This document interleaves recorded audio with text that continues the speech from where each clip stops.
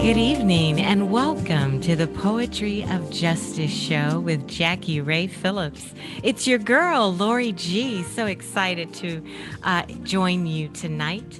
The poetess is out on location covering the Funk Fest that is happening here in Downey, California. Very excited about that opportunity. It's got the Mary Jane Girls, Ozone, and also featuring the Temptations Review.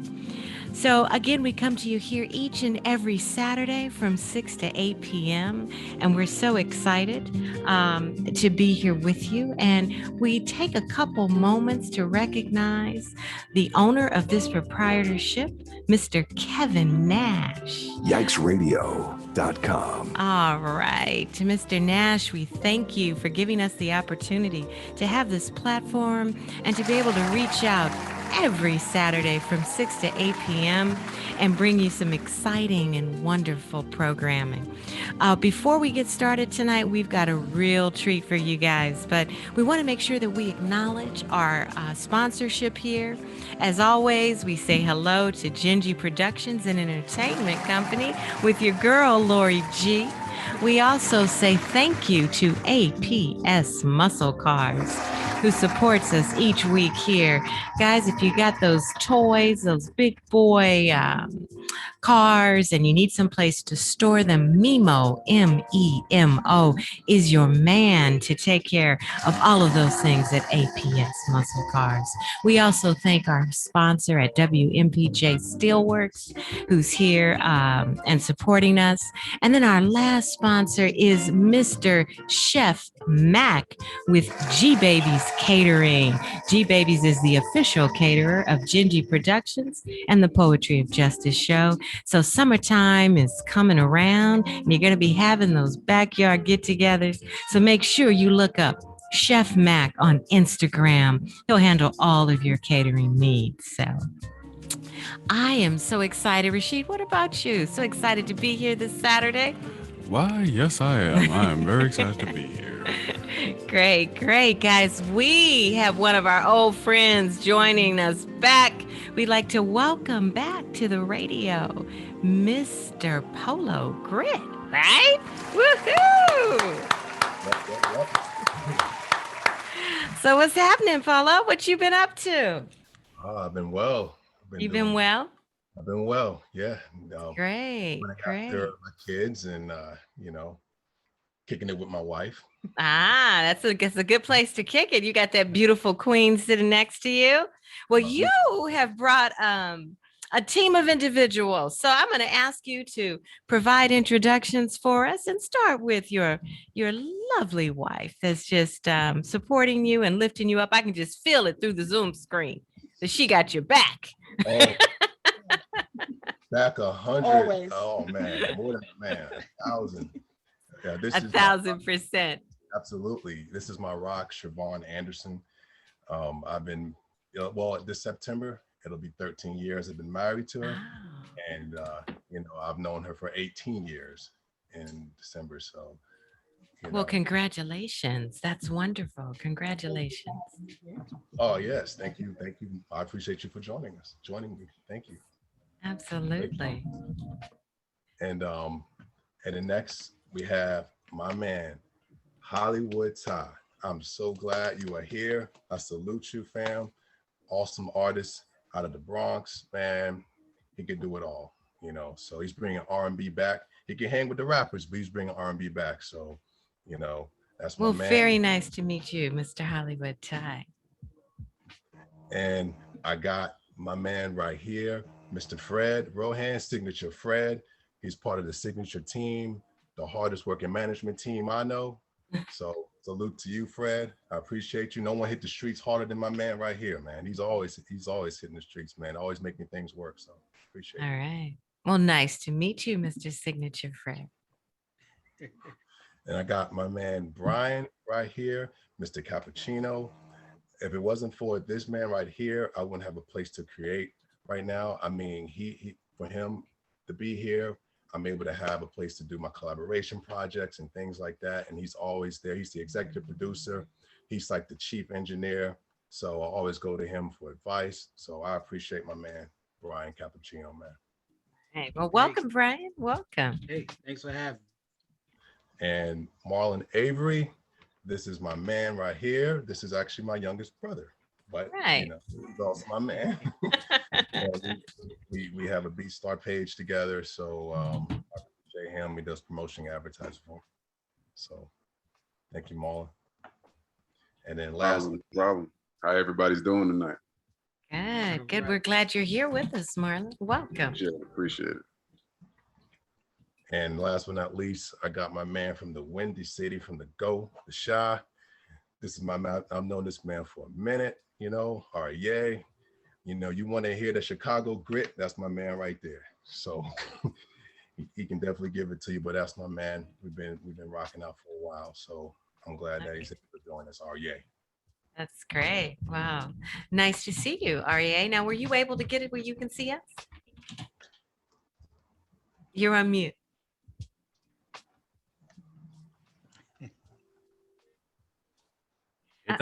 Hit that microphone icon. There you go. Yay. All right, yes, I can't hear everybody. Thank you. Yeah, apologize for the difficulties. I'm ready to Oh, rock. no, that's okay. Good. Ready to rock. All right. Well, I am so excited to see all of you and to have had a sneak peek of some of your music and ready to share that with everyone. And just really, really excited to hear each one of your stories and to understand your inspiration and your journey and how you guys all got connected. Here at the Poetry Justice Show, we really pride ourselves on supporting the community and providing avenues and pathways and mentoring and advice for other individuals. So when I see all these beautiful faces on the Zoom screen, I'm like, you got to tell your stories because you are inspiration for others, that you can live your dream. Things are possible. So where do we start, Polo? Where did this all begin? Oh, well, it started, I was born in South Carolina, started there, started with my family. And, it started with my father having a love for jazz music and my mother having a love for gospel music. So, yeah, so a combination of those two, it just fed my love for music. Mhm. And played in church, started in church. I played piano for my choir, and I was like around 6 or 7 years old.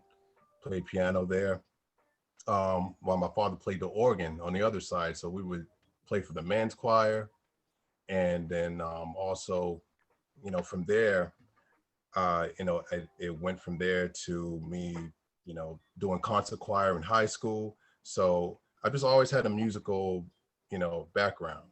So started there, and then I went to college, and then that's at that point, it's when I really wanted to take it serious and go with it hard. So so that's kind of where I kind of started off. Right, right.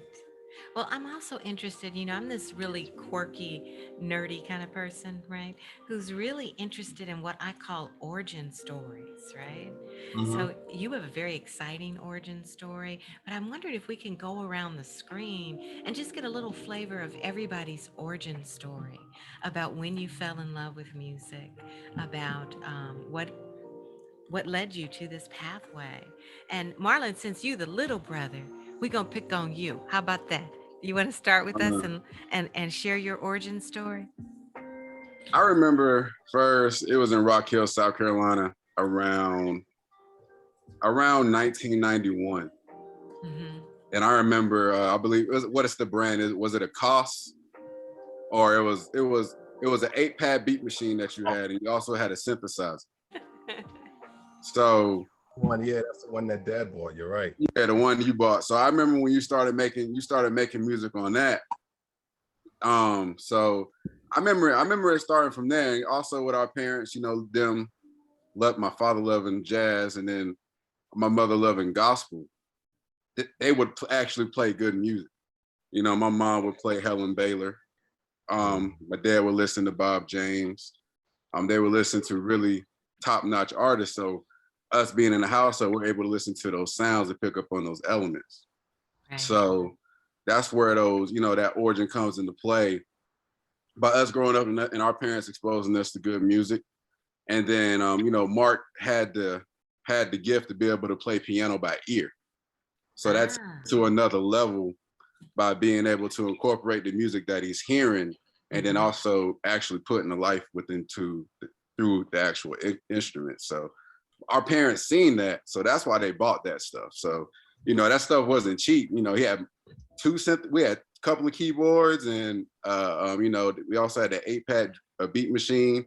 May have had also something else that I'm leaving out, but yeah, that's where you know, it came from. And also, you know, you want to skip, that was childhood. You skip a couple of years later into when he's a teenager. You know, he starts you know, writing. He had thick books of lyrics. Books of lyrics, of a whole bunch of lyrics of you know, different music, about his faith, about him growing up through that time, and, you know, being a teenager, you know. So because, you know, we moving from Rock Hill going to we moved from Rock Hill to Anderson from Mark when we were a child. Moved there when I was 5, so Mark was about 13 going into high school. So he's not able to, he has to make new friends completely. So, you know, he's going through a time, so he put all of those emotions into music. So that's probably what really catapulted him. And then he goes to the church and actually able to start making music there and start making rap music and performing in front of people. So, you know, I'll stop it there. So that's before he gets to college, and then RIA can help bring that into play when he gets to college. Okay. Well, it sounds like you were very supportive in the development of both of your origin stories. Huh?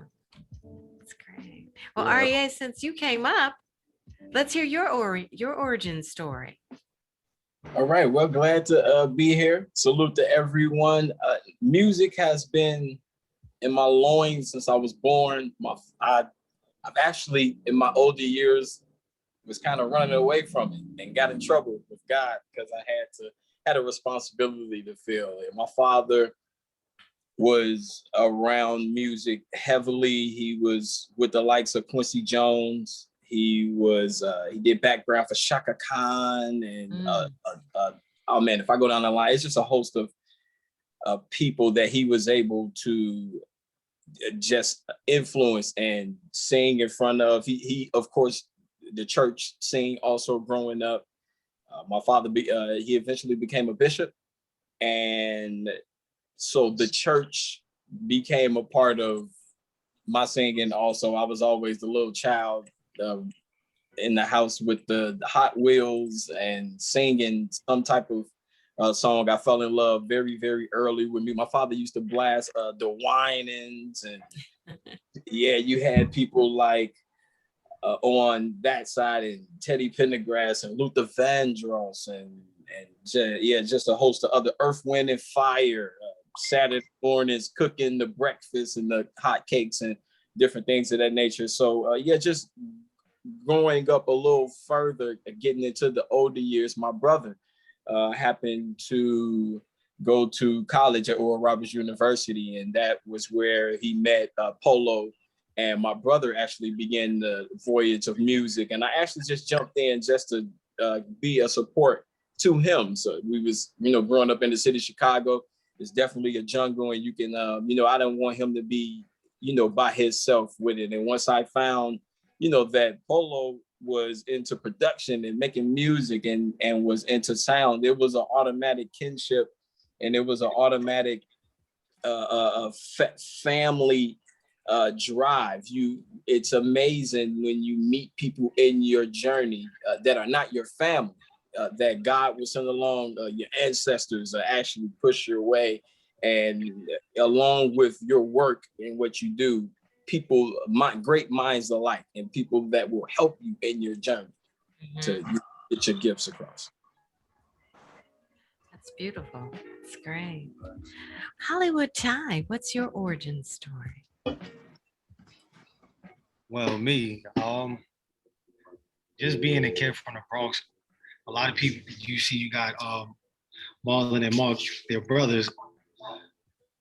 Cappuccino, that's my father, and Fred is my uncle. So my father always had him and my cousins. They had groups. So at the time, I was the only kid around. I was always with my dad. So watching them rehearse, I'm doing my own thing, but I'm also listening to them. My pops is cleaning, playing his music on Friday. So I can't remember a time where there wasn't music in the house. So just watching them sing and do their thing, I just picked up on it. I'm in school, high school. I'm doing my thing with my friends. I'm just singing to get girls and stuff. And my friends who's actually into music was like, yo, bro, you're good. Like, maybe you need to do this. So I just started rocking out with them, and it just snowballed into this, and just been chasing this dream for a while. Right. Just watching everybody else do their thing. Now it's time for me to do mine. Absolutely. It's beautiful. My man, Cappuccino. I love that name, Cappuccino. It's just like how it rolls off your tongue, right? What's your origin story? Like Ty said, growing up in the Bronx, South Bronx, like Ty said, always music in the house.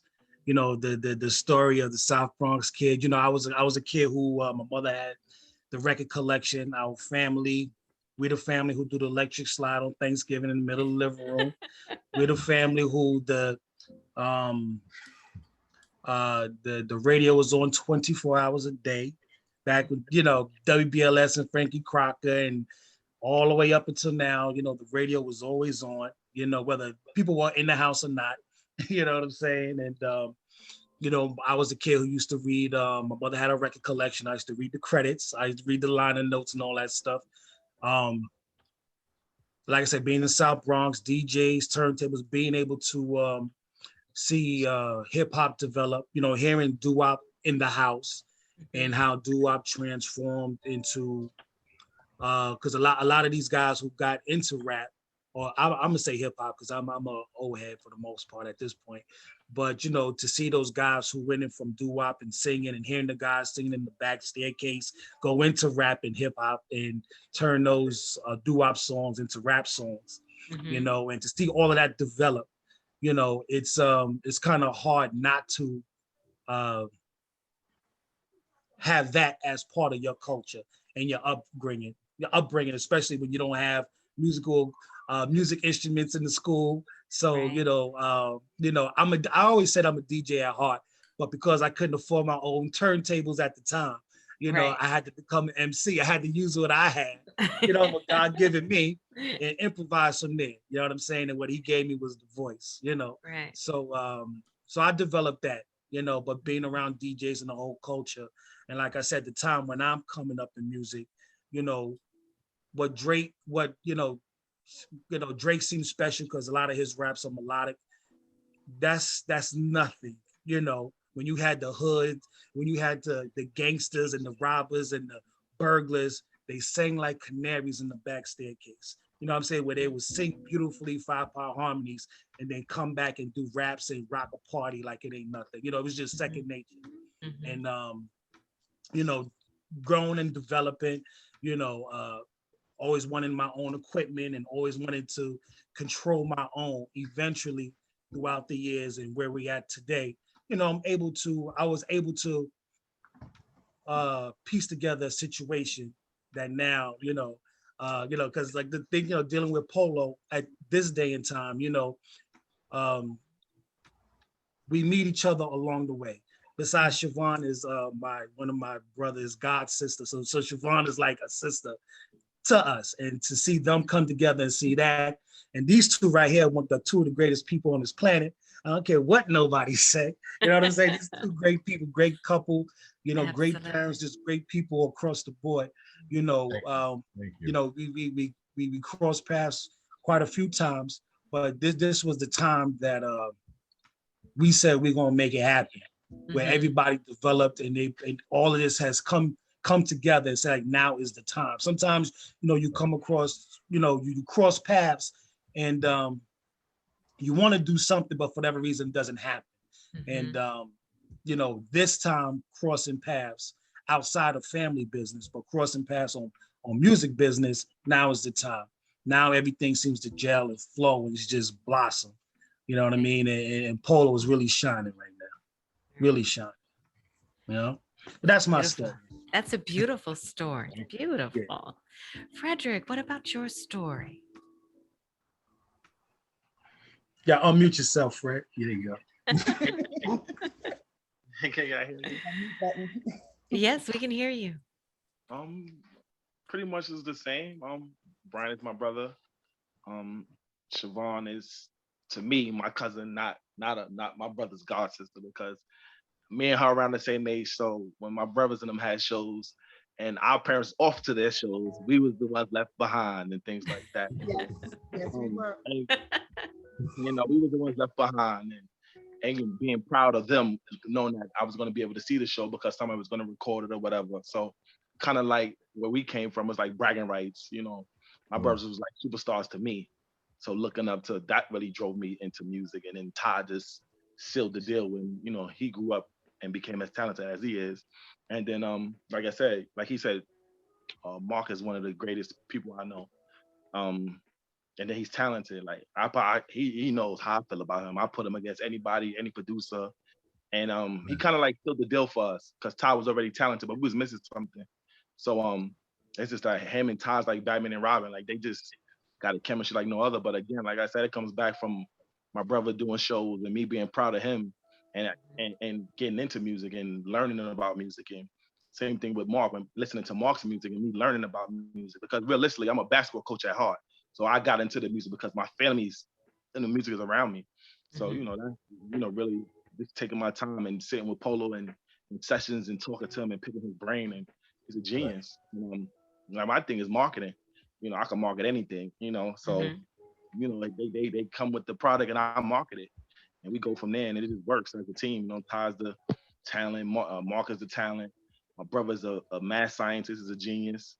Mark is a genius. So, it makes it so easy to work when they're in the studio and they're just making the product. They just giving it to you how to fresh out the oven. Usually all you can do is move it around.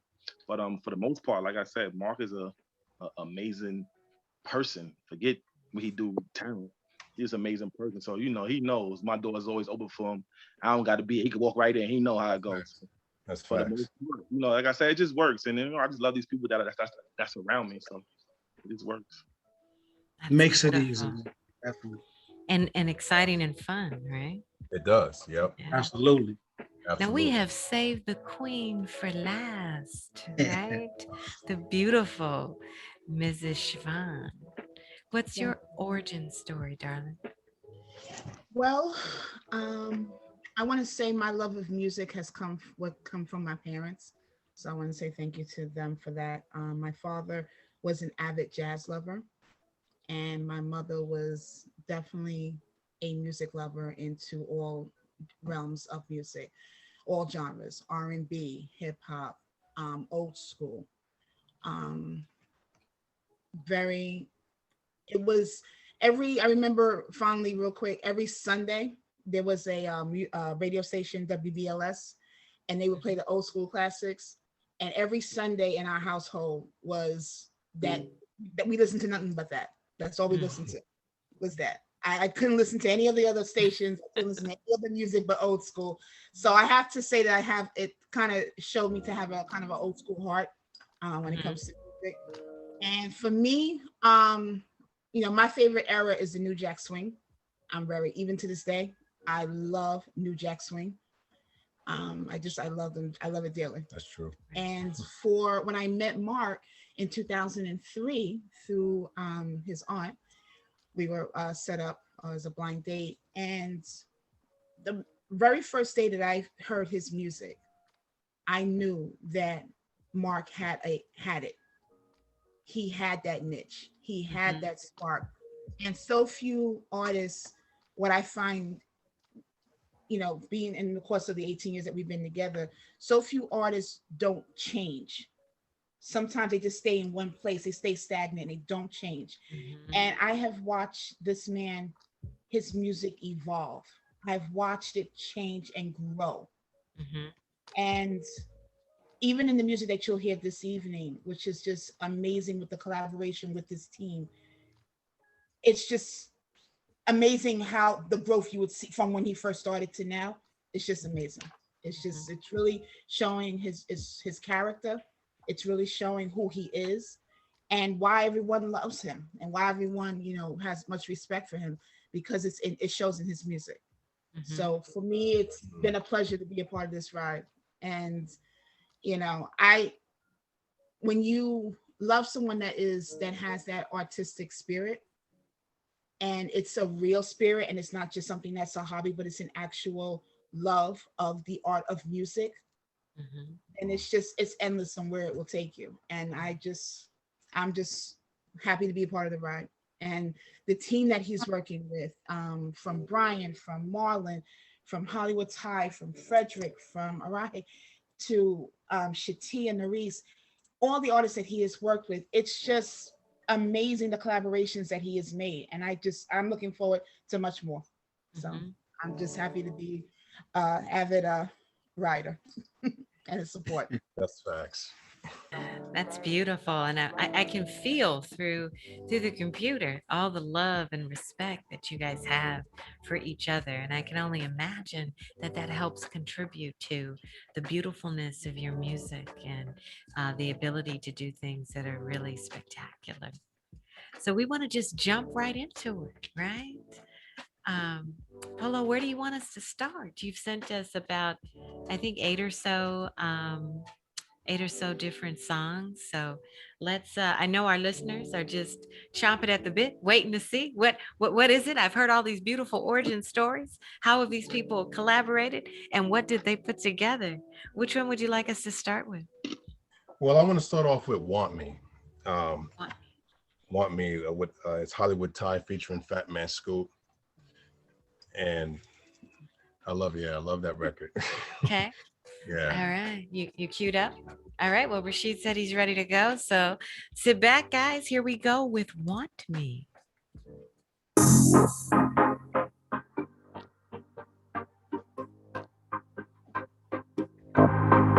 Oh! Clap, clap, clap, clap, clap. Let's go. I know that you want me. You know that you need me. I can be the one completely. Let's go. I know that you want me. You know that you need me. I can be the one completely. Go, girl. I know that you want me. You know that you need me. I can be the one completely. Go, girl. I know that you want me.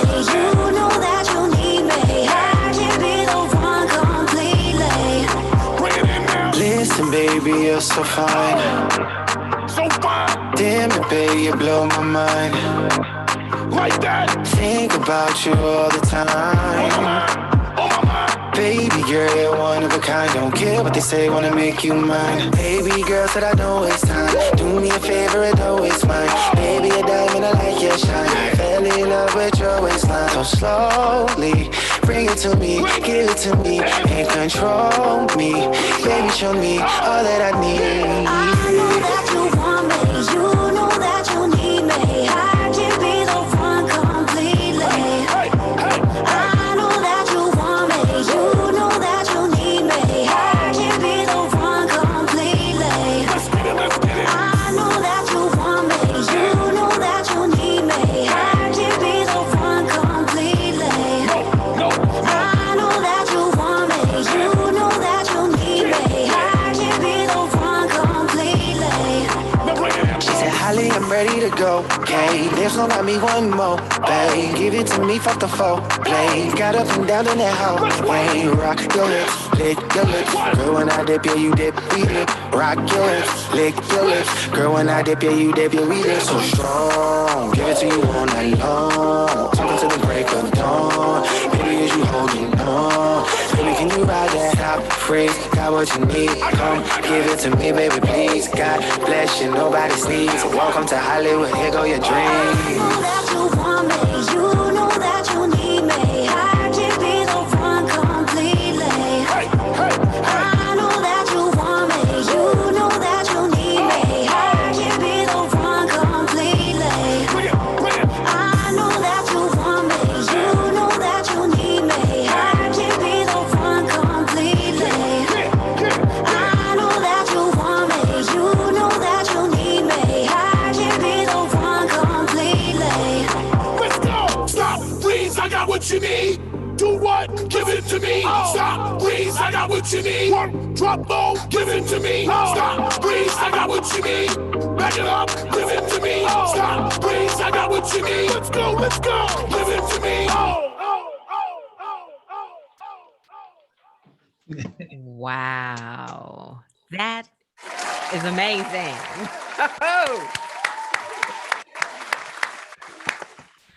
Oh my gosh, that's hot. I tell you. Definitely. Good job. Thank you. Yeah. So I gotta know what was the inspiration for that one? So I don't. I when I make my tracks, I'm normally either making my beats. I'm probably either running around after my kids trying to do that, or try to squeeze in the beat. While I remember making those beats when John was young. Now I don't know about this particular one, but I would hold him while making beats. You know, my 4-year-old. Well, at the time he was a baby, and I would hold him, and I would just try to use the drum machine on one hand and hold him in the other. But with this particular beat, it started off when you hear the beginning of it, starts off with that sample. And when I heard it, I was like, wait a minute, that sounds like a big record. I'm like, wait a minute, that sounds like pop, sounds like worldwide. I said, you know what? Let me just, continue with this. Then I started adding the claps to it, and it started to sound like a real Afro beat. And I'm like, man, it sounds like something that could really go hard in Nigeria or something like that. So, and before I even sent the beat to Hollywood Ty, I sent it to my brother, and my brother, he fell in love with it, and he would make commercials with it, or small ads or short ads for Instagram, and we would get feedback from our followers, and me and my brother were like, we got something here. So when I started working with Ty, I sent that track first I sent it to, I think I sent it on the same email chain. I sent it to Brian and Ty and maybe Fred. And when I saw Brian's response to the email when he heard the beat, all I saw was an emoji with the atomic bomb on his head. And I'm like, you know what? If Brian says that means the beat is hot. That means the beat is fire. So, when I knew I had something there, but I wanted to add something else to that track. I felt it needed something else, because when I played it for Ty, he loved it too, but I think it needed to be some direction.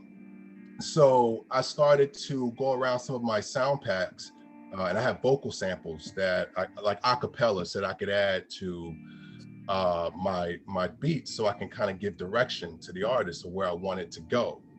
And so so when I played that, I had that sample that you hear, I know that you want me, that's actually from a vocal sample pack. So, and when Ty heard it, Ty was like, wait a minute, I hear where you're going with it. And then Ty just killed it from there.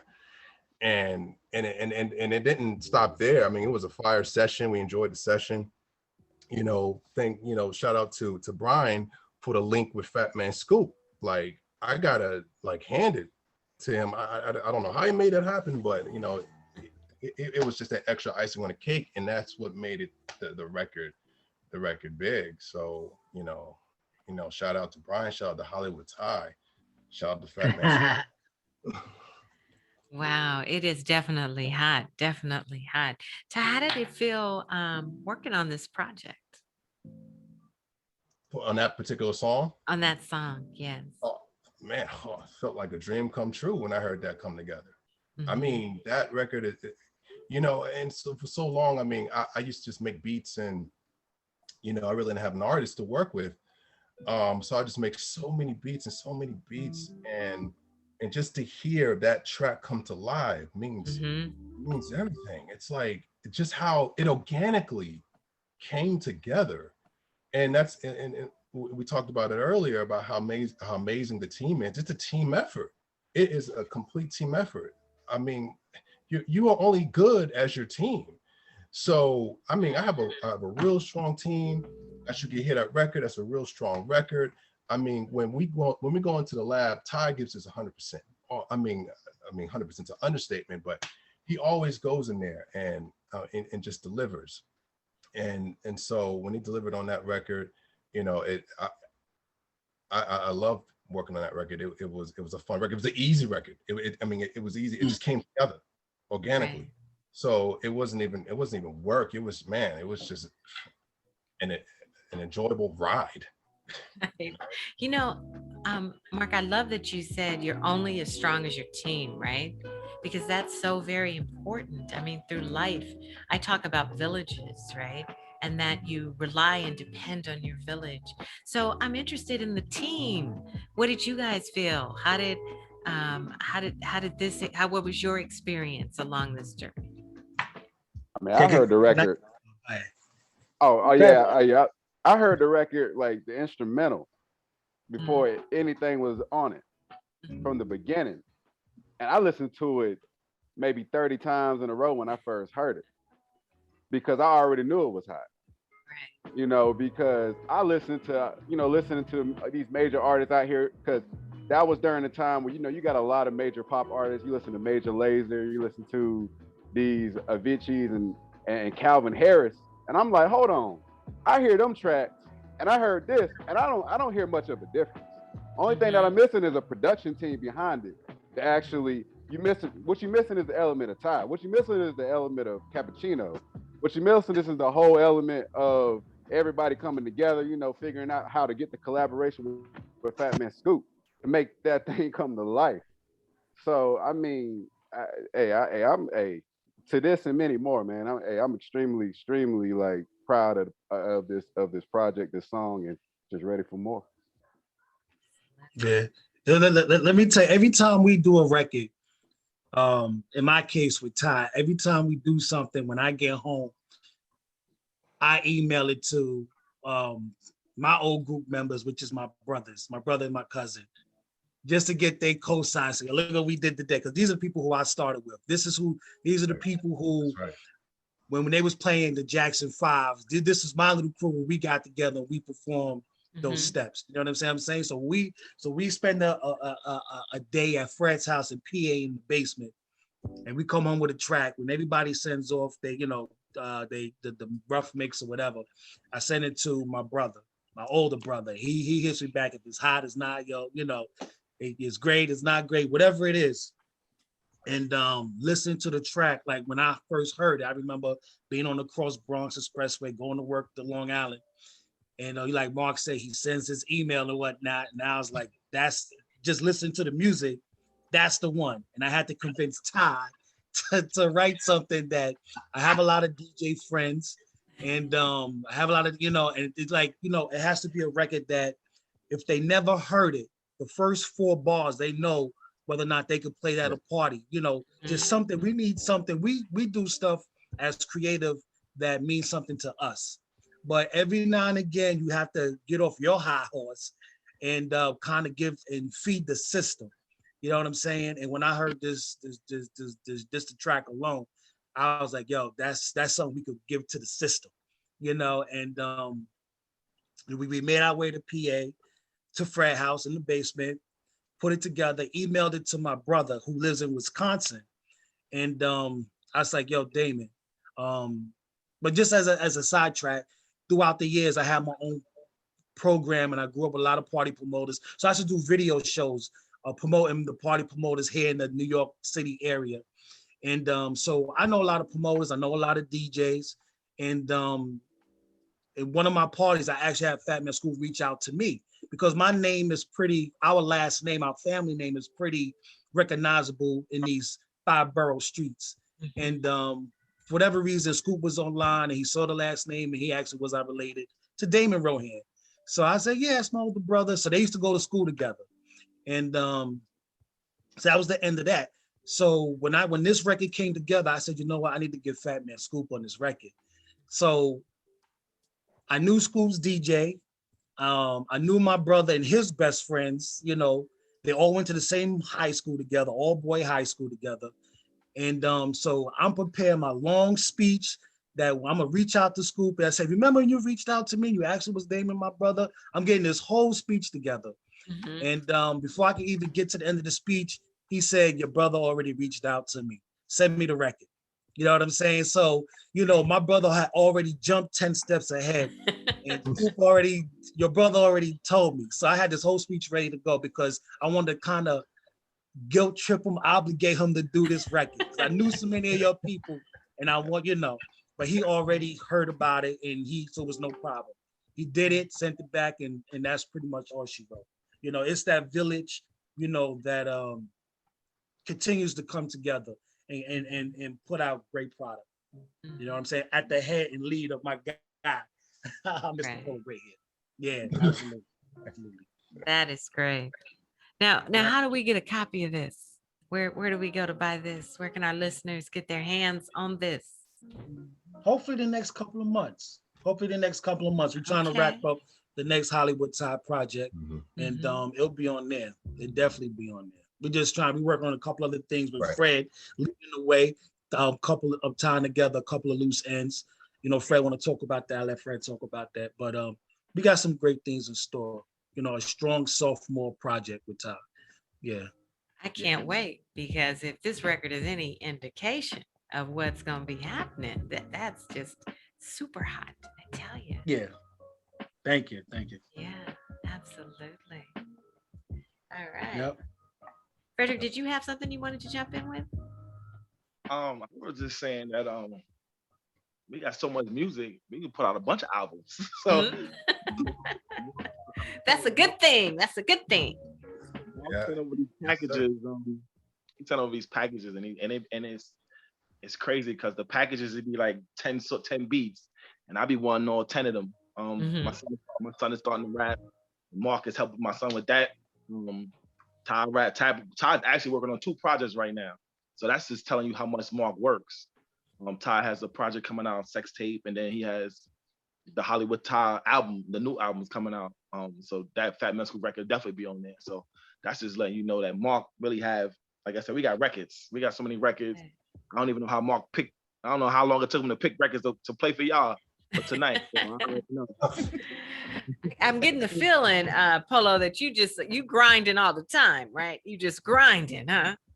It's all about consistency. There you go.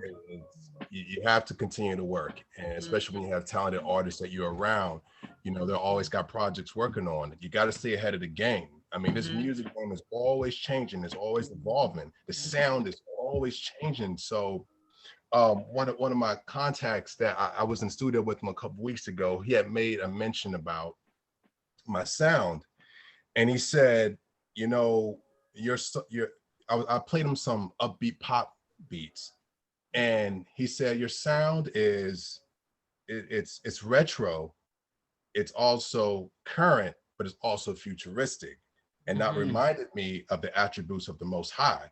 You know, the Most High is omnipresent. He's in the past, the future, and he's also in the present. So I want my tracks to mirror that. My tracks mirror that, I can keep up with the changing trends in the music. So, and if I stay close to the Most High, you know, and keep my team close to me, I'll be good. And I'll be able to give whatever Ty needs, I can give that to him. You know, whatever Arye needs, whatever he needs, I can give that to Arye. You know, also my brother Marlon, he's also a rapper too. Whatever I need to give him, and shout out to Shatia. You know, whatever I need to give Shatia musically, I can give that to her. So, you know, like all the artists that I work with, you know, shout out to Smooth too. You know, shout out to Smooth, man. Real fun. Definitely. Well, I'm super excited, and I am just eager to hear more of that sound, more of what you got for us here. Where do you want to go next? Let's go to my man Arye. Let's do Arye is Like, you know, and this is a song. He's working on a new documentary, and this is a song that kind of kickstart that, which he can talk to you about that. But let's go to Arye is Like. You got that one. Cool. Here we go, guys. Arye. Jump. Get up. Arye like a whole bag of toasted chips, made for cheddar. That little yah, he made for the pleasure. Close powwows, invoices. Expats, man, the forces leave us no choices. Top floor battle plan, smashing Kuma oranges. Smoke a blunt and give a great performance. And still talk about the Jordans, still talk about the Hornets. Yeah, I'm learning from the best, but it's historically horrible. I'm like Lupe, drunk with a Trump toupee, rubbing on a little booty on a fat Tuesday. The damn raindrops keep falling on my head. You wanna see the sunshine, you gotta look ahead. Get in and out, I'm in and out. I never hit go, I'm on that business route. I look at Medusa, she tried to seduce us. Man, it ain't my fucking fault, you shouldn't have introduced us. I orchestrate the freedom fighters. Job nasty like Beyonce and the FEMA projects. Vaccine, but it's a vaccine to bigger problems. I'm just being honest, man, this shit pretty preposterous. I got the mushers and them whores from the pulpit. I show up to your function like fuck the bullshit. I march like who in charge here? Who serving all the pies here? This the one with the buzz, I'm smashing out his light years. Queen with the thing, if it's man getting the ideas. Okay, the homie with the tattoo tears. I got something that cut harder than that tattoo did. And my pops from the I to B, so I don't need your ID. I send them angels and them demons where I want them, G. I'm unscathed, so congrats to me. It's PTSD, a motherfucker, watch your mouth, G. Take me to the North Pole, I got that mouthpiece. Brawl at the Cameo, first night at the South Beach. Chick naked in bed, so pound couldn't stop me. Fuck out of here. Easy, nigga. Warming up. Leg go exercise. Push ups and dips. Yeah. All right. Yes, I am feeling it. Hot. There we go. There we go. Oh, man. Thank you. So tell me a little bit about this.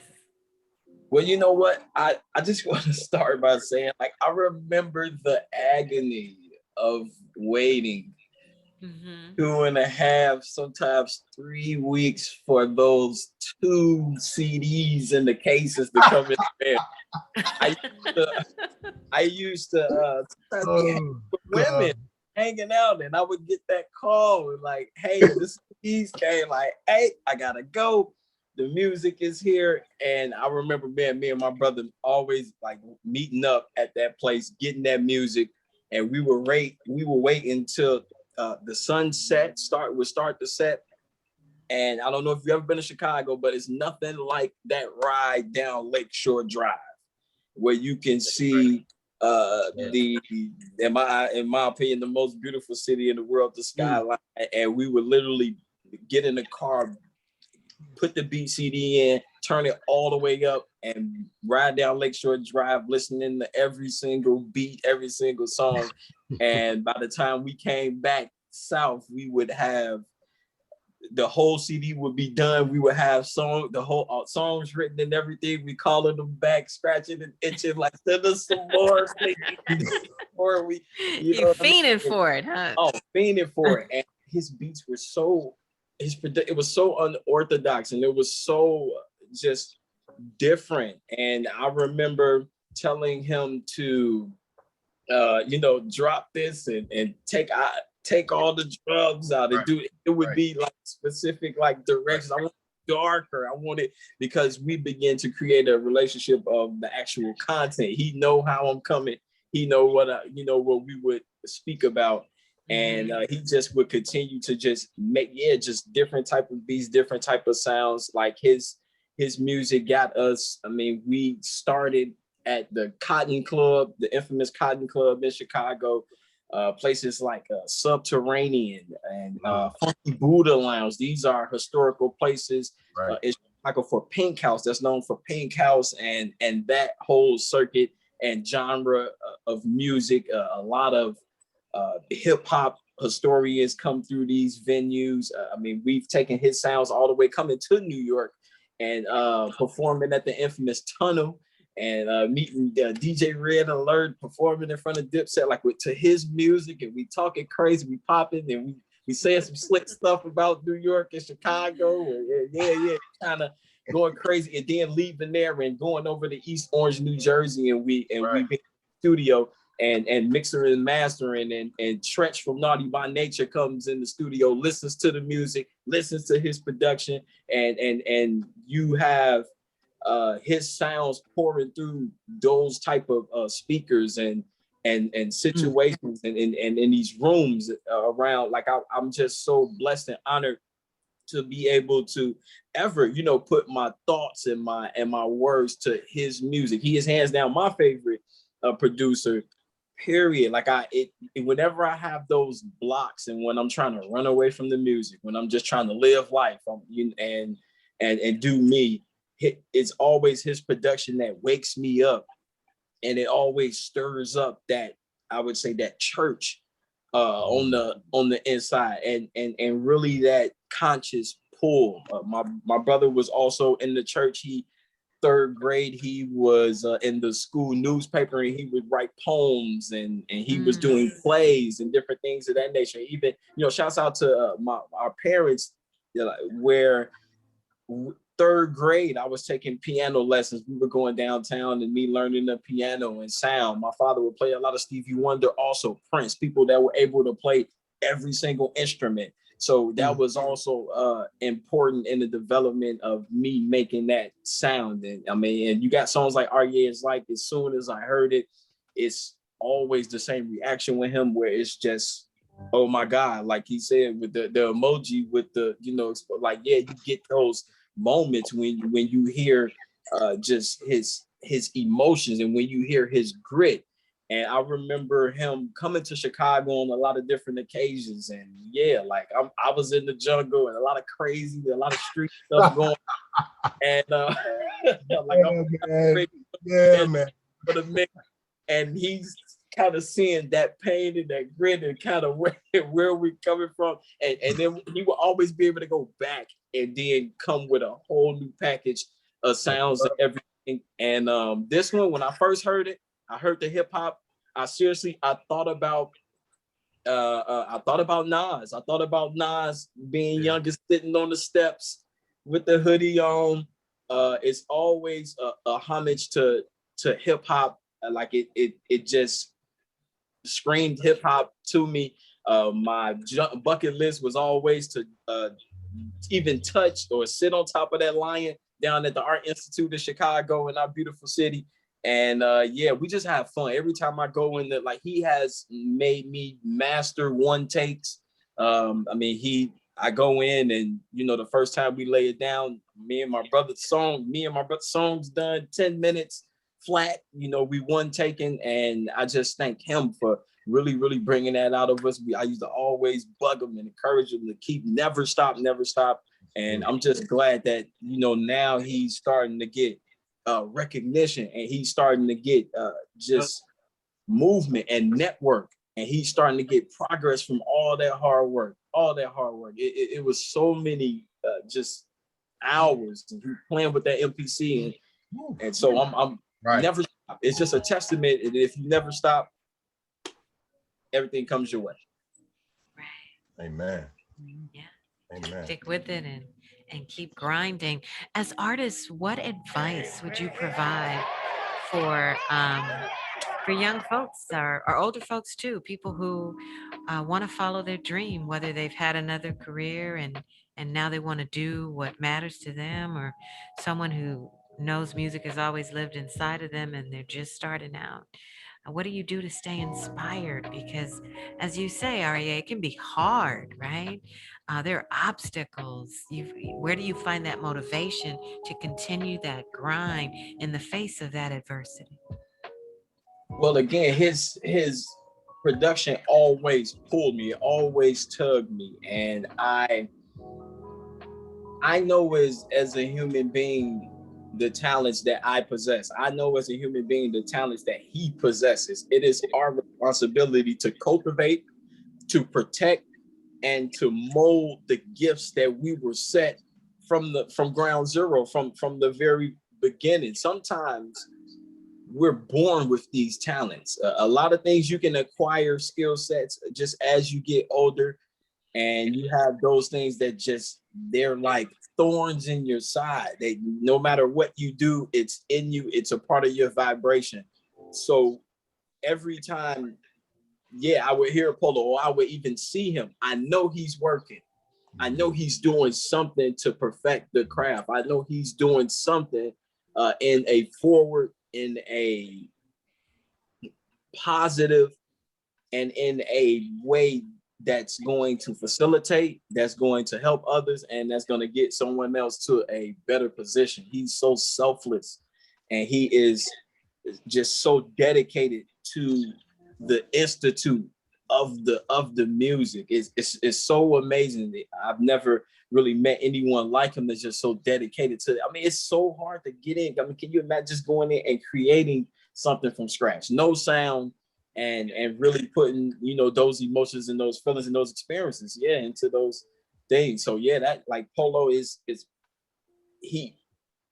I can't run away from it. So I always have to, just making my responsibility to just create the music. I never do it for sales or anything. Like, I feel I'm a rock star. I've lived 5 lifetimes. So, I mean, as far as the music, it's just the music. I'm just creating something to leave a legacy for my children and for some loved ones. And I really just wanted to make music to listen to riding in the car, because there's so much garbage on the radio and so much super saturated nonsense, So, like, for me, it was, hey, Polo, if I ain't riding to your beats, I'm gonna just put some words on it, and we gonna rock out like that. And the talent has grown, the interest has grown. I mean, my brother, again, New York rocked the bells with EPMD, Nas, Slick Rick. My brother has graced that stage, and it's performing to Polo's records.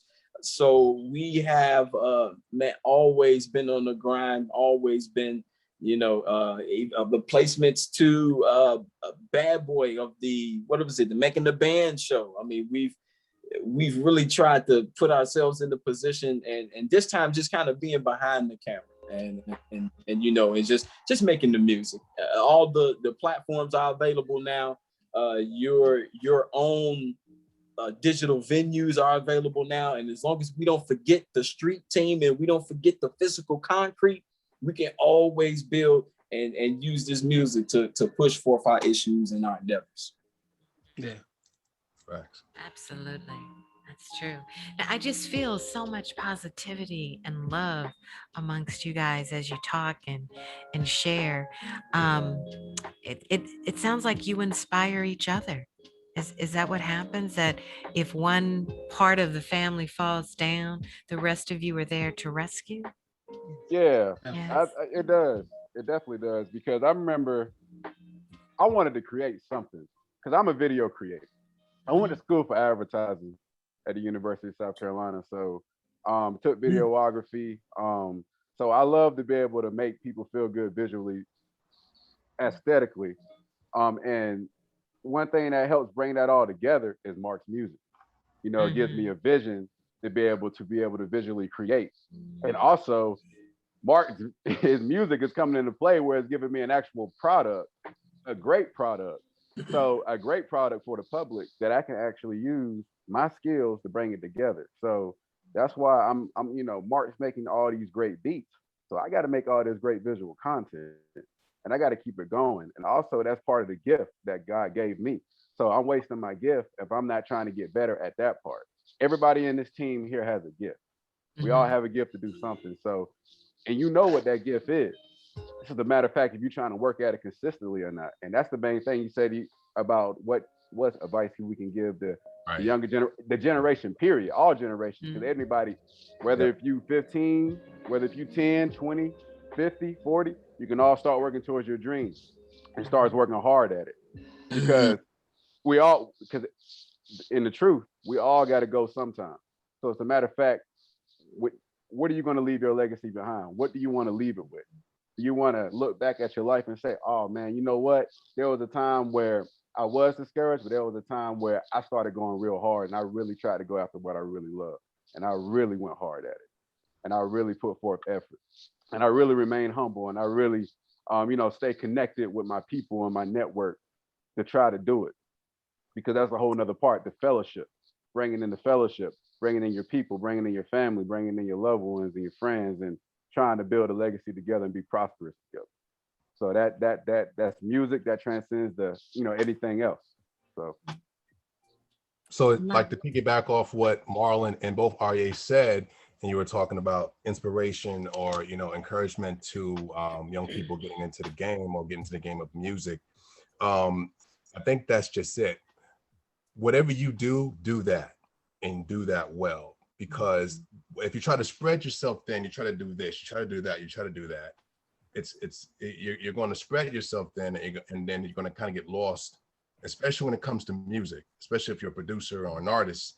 And I've even gotten this feedback from my wife. I make some beats and sometimes they're all over the place. I'm like, concentrate on one thing. Concentrate. If you do R&B beats, do that well. I remember doing my first producer showcases back in 2005 when I was living in Harlem, on 141st, man. And it was at the Bowery Street. It was either at the Bowery Street, I think, one of those. It was in the city. So, I played the beats, and I picked some beats, and I had this. It was like this rap beat, and I played that first, and then the next beat was an R&B beat. So when I played the rap beat, the people in the crowd, they were losing interest. And then, but when I played the R&B beat, they were like, now that's it right there. And this was a hip hop crowd. They were hip hop producers going at it. Mm-hmm. But when I played that R&B, they were like, oh, you got something right there. And I remember, my uncle at the time, telling me like, you know what, if you do R&B, do that. And so my sound, if you listen to it, is a basis of R&B. Whether if you hear my hip hop track, it has R&B elements in it. If you hear my my Afrobeat tracks, they have R&B elements in it. If I make a reggaeton beat, has R&B elements in it. So you gotta find what you do well. Start there, and then you can spring forth. And the sky's the limit. Yeah, I'll just throw something there real quick. I remember this was maybe 5-6 months into me actually just starting to put songs together after watching my brother, and I remember receiving the CD, and when I popped it in, we had MC Light on our intro of our first mixtape. Yes, you did. Yes, you did. And I heard that mixtape too. I remember that. And I got something else about the mixtape. Go ahead. And I remember, and I remember like looking directly at my brother at that time, like still crazy in the streets. And I looked at him and I was just like, well, that was my career. I'm good. Like MC Light is on the intro of my first mixtape. I ain't got to do nothing else as far as accolades for music. Like I thought I was like, yeah, because like me going into that world was just, I never saw myself doing anything with that, and just thank God to the connections and just how he was on the New York side grinding, and he was really making things happen for us, like on that side, and yeah, I just wanted to share that. Like, yeah, I'm not gonna lie. I mean, it was y'all guys put that fire up under me. Because y'all will call and check in on me. When I was living in Harlem, you're like, how you doing up there? I'm like, I'm cool, man. You grinding up there? I'm like, yeah. You making some moves? You got some new connections? You know what I'm saying? Do we have to go up there and visit you to make sure you're doing what you're doing? Like they would do check-ins. They come from Chicago, fly in Harlem, like, yo, you gotta come, you gotta hit the pavement, bro. You gotta hit the pavement, bro. Like they will always put that fire up on me, but that's what it was, man. I would go out to Chicago and take some of that hustle mentality back, and just do what I had to do. Like, shout out to Shy. That's great. as an educator, I talk to my students a lot about achieving things through what I like to call an accountability circle, right? And it sounds like your village has created an accountability circle. And Absolutely. I'm interested, and I think our listeners will be interested in that as well. How does it feel to be a part of an accountability circle? Means everything. I mean, and that's one thing that is missing nowadays is accountability. You got to take accountability. If you decide, especially if you want to stick out with this music and you want to go at it, you have to embrace accountability. You know, and like I said, you know, REA will call me to make sure I'm on the Grizzly. My brother calls me, you know, make sure I'm on the Grizzly. You know, Brian calls, checks in on me, making sure I'm good. You know what I'm saying? Brian is like, if you need anything, hit me, let me know. You need someone to talk to, I'm here. Like, the accountability is everything. Like, and it kind of goes back to, you know, you're only good as your team. So, I mean, it's you have to have that accountability, and you know, just own it. If this is the music, if this is what I want to do, you know, I owned it. And when, you know, I do that, people will feed off that. You know, you'll get the respect. You know, I have everybody on this, you know, this blog, you know, they support me. But I mean, but to this wonderful lady to the right, this like let me tell you something. You know, she'll tell me straight up, you know, the song is not it. Like, don't play it. Like, you know, but that's her job, right, Queen? That's your job. Facts. I've always told him, I said, my mother always told me, if you're going to do something, you do it right the first. There's no second chances. So I had a long talk with Mark, and I said, is this your life or is this a hobby? And when he made the decision that this was his life, that music is his life, that's his dream, that's his baby, that's his project, excuse me. Then I said, then you go full force, you go full heart, 150%, and you don't half-ass it. You make sure that you're giving it all that you can, that you're connected with the right people, and your work will show for itself, and you'll see the results.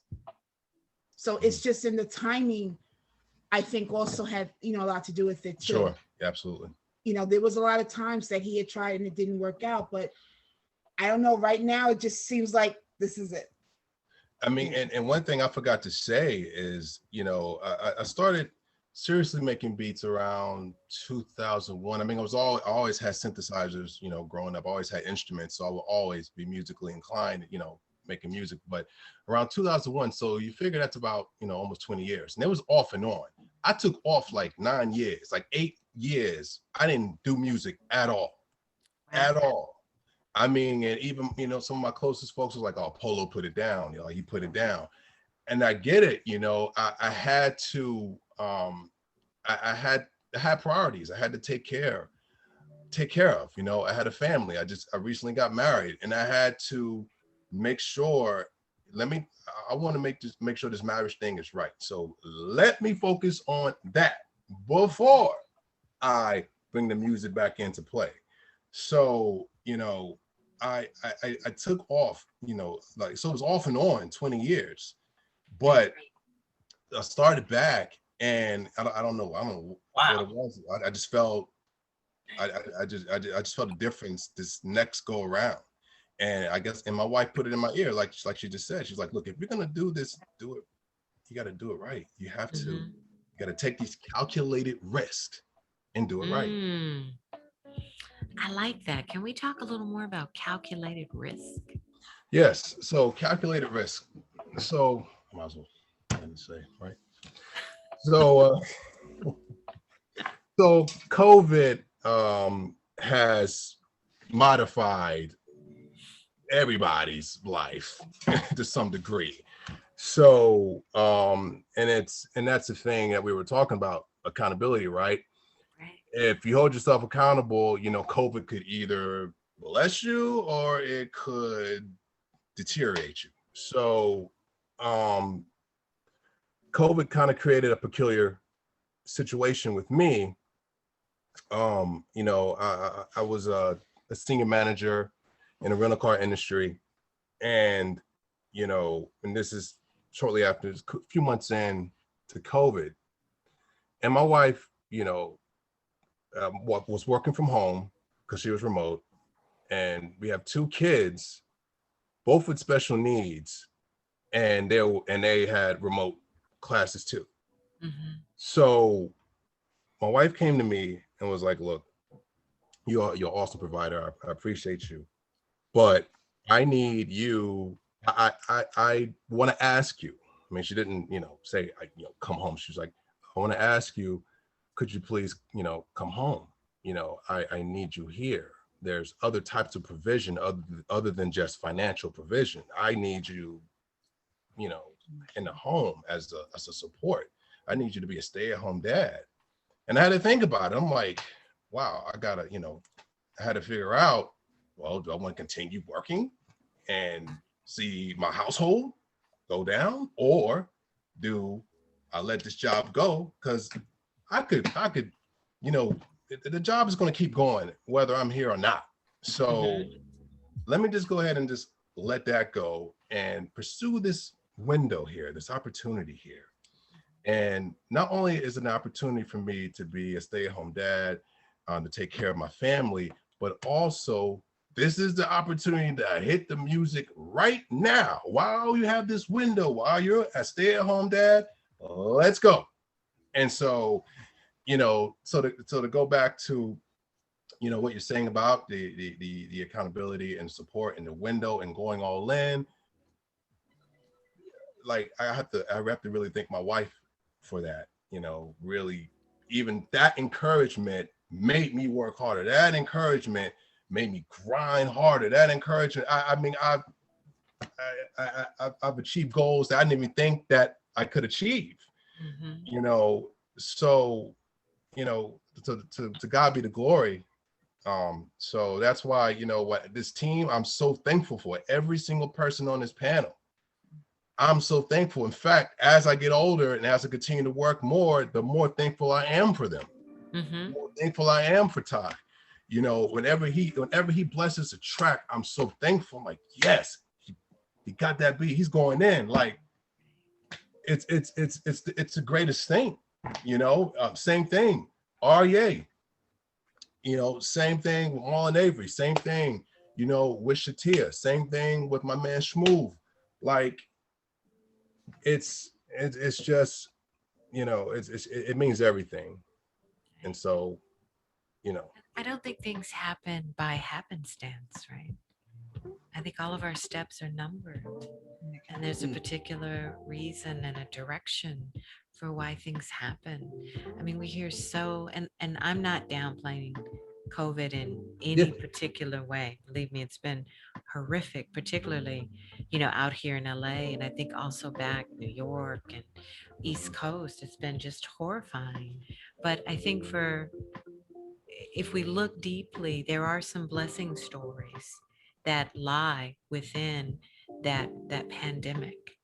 And I know personally in my life, it really allowed me to better connect with my family and to really understand, as you say, Polo, I can't be grinding all the time because I'm going to miss certain things that they don't get a rewind button. Your baby's growing up, don't get a rewind button.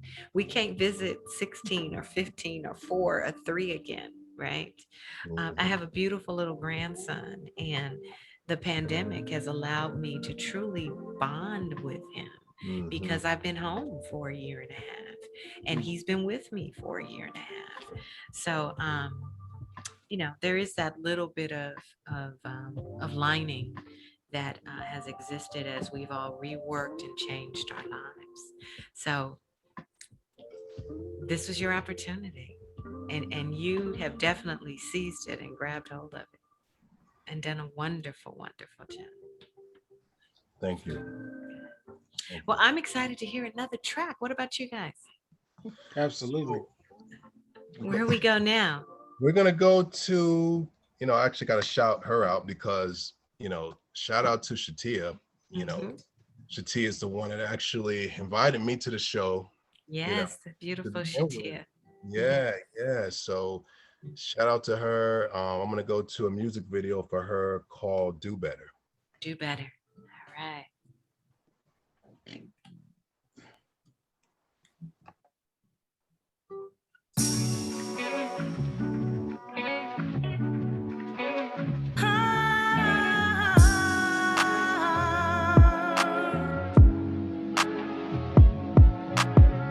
Why did you come into my life? Why did you come into it? I was someone's wife. Confided in you, opened up and shedded tears. As I went through divorce, you helped me face my fears.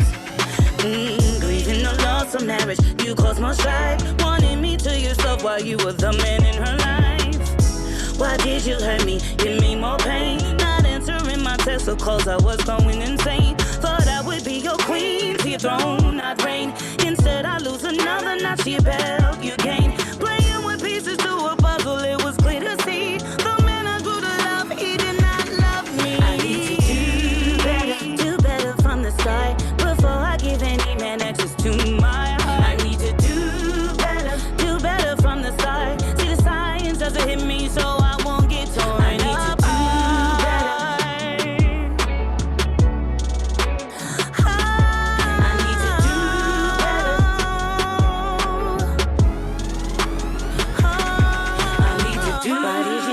to my life.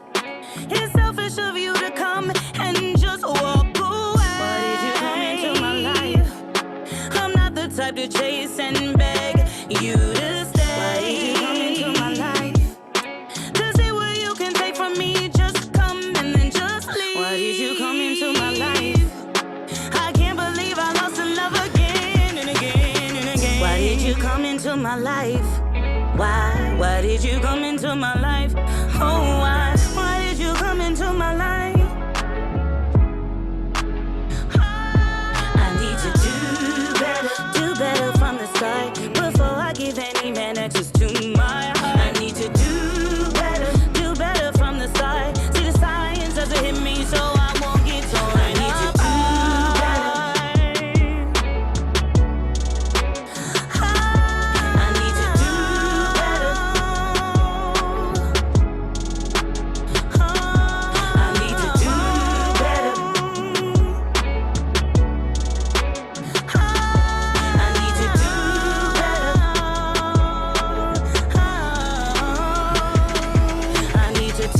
some time to myself, put love on pause, put it up on the shelf. I need to take some time for me to repair what was broken inside of me. Don't wear my heart on my sleeve for nobody. Don't let another man get the best of me. I need to take some time to myself, reflect on the past, do better, do better, do better.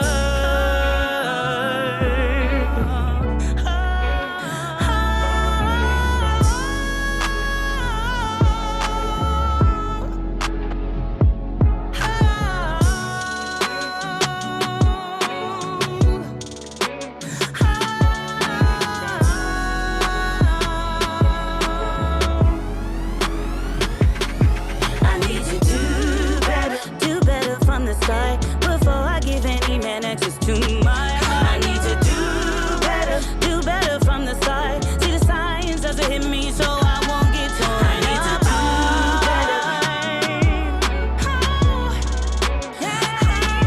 I need to do better. I need to do better. I need to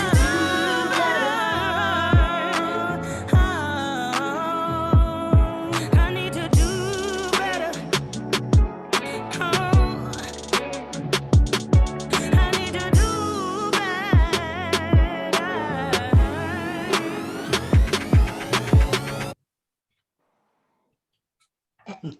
Wow. Great visual. Great visual. Love it. Amazing.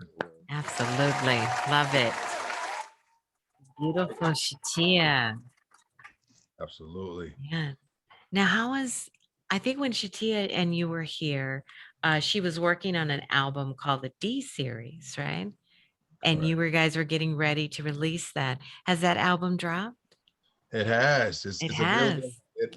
It's available on all streaming platforms. All right. Yes, All streaming platforms. We have got to go and get that, guys. All streaming platforms. So tell me about the history between you and Shatia. How did you guys connect? Oh, well, actually, the gentleman in the room, I met Shatia through Fred and Brian.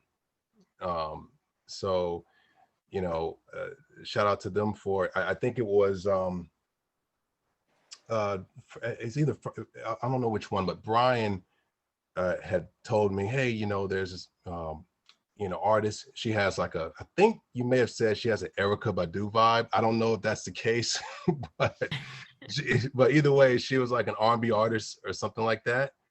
So I said, oh, okay. She's like, so get some stuff together. And it may have been Fred. I was like, get some beats together. And so I got some tracks together and, you know, and sent it over.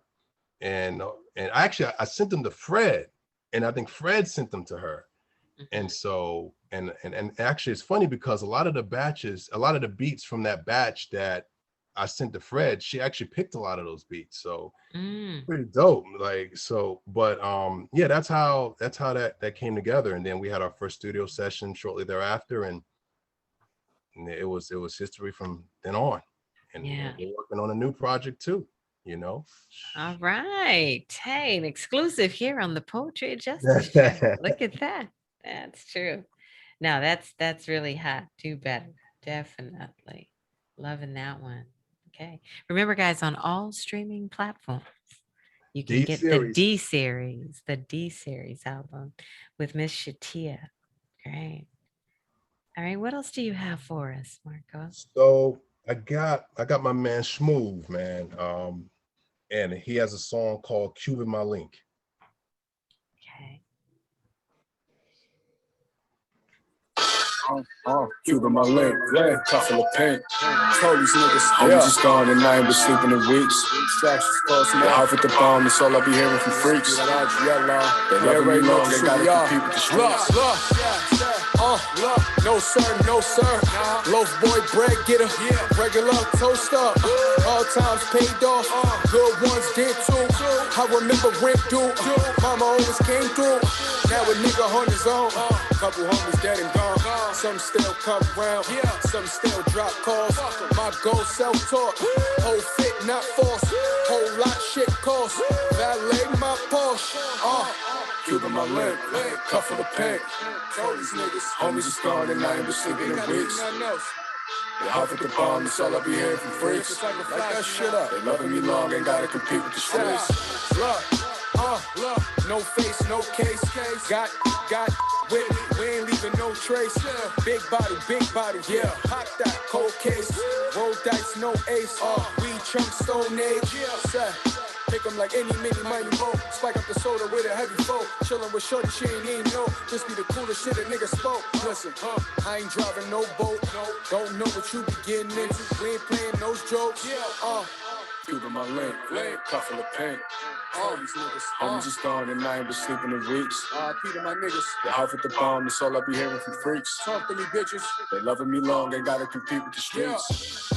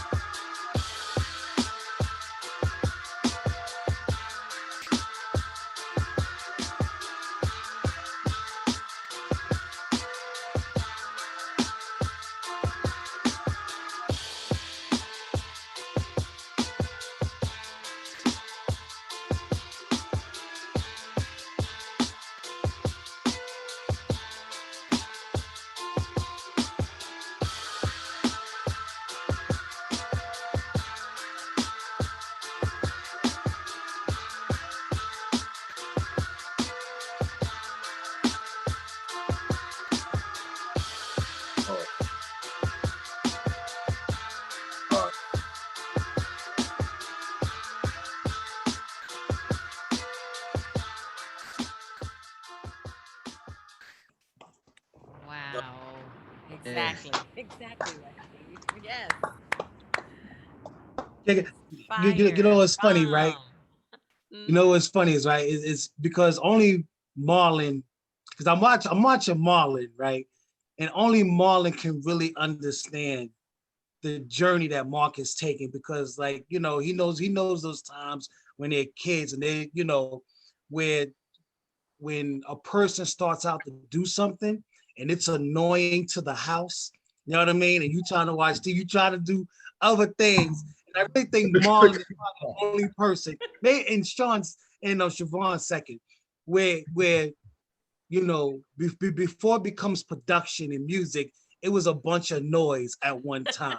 You know what I'm saying? And to watch Marlon's face, Marlon probably is the one person who understands the journey to where he's at now and can really absorb and appreciate. And just like REA, I believe his name is, you know, it is like a church session. Like this is our gospel music when we're, you know, when we're in a session, you know, me, Ty, and Fred, we're in the basement, and you know, and just before we about to hit that record button, and we creating this atmosphere, and you go through these tracks, and Ty goes, "All right, I'm ready."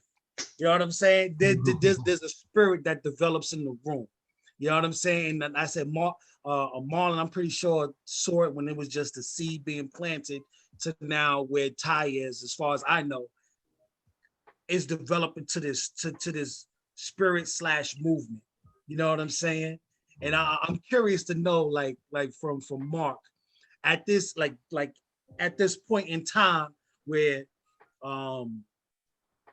Ty, you know, because like I might not see Mark for a while. Mark does send a batch. By the time Mark comes back around, Ty done recorded 4 songs. You know what I'm saying?